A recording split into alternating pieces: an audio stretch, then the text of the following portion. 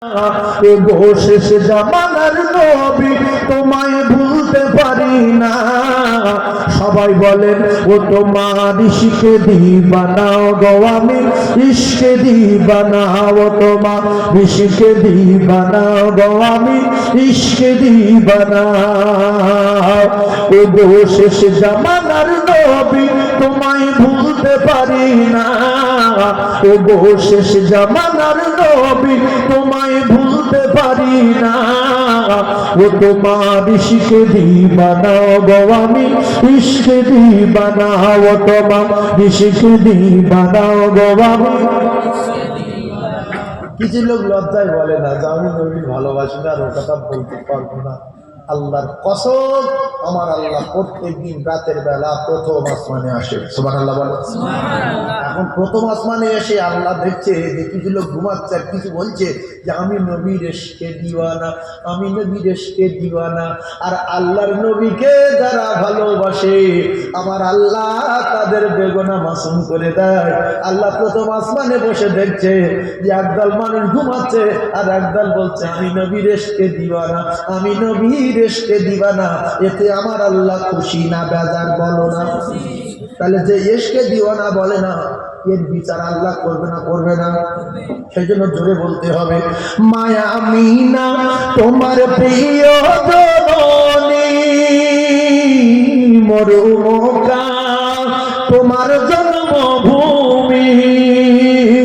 ও গো শাহে Medina তোমার হয় না তুলনা, ও গো শাহে মদিনা তোমার হয় না তুলনা।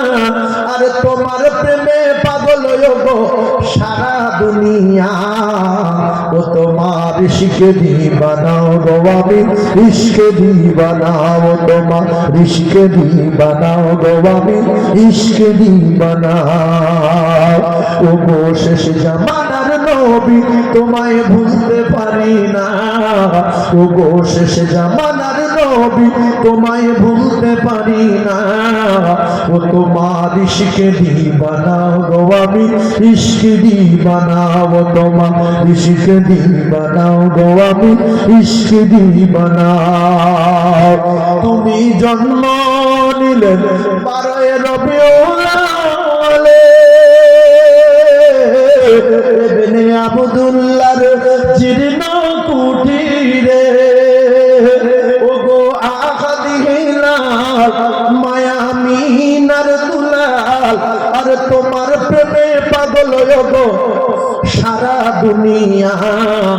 ও তোমার ইশকে দিবানা গো আমি ইশকে দিবানা বলো না, ও তোমার ইশকে দিবানা গো আমি।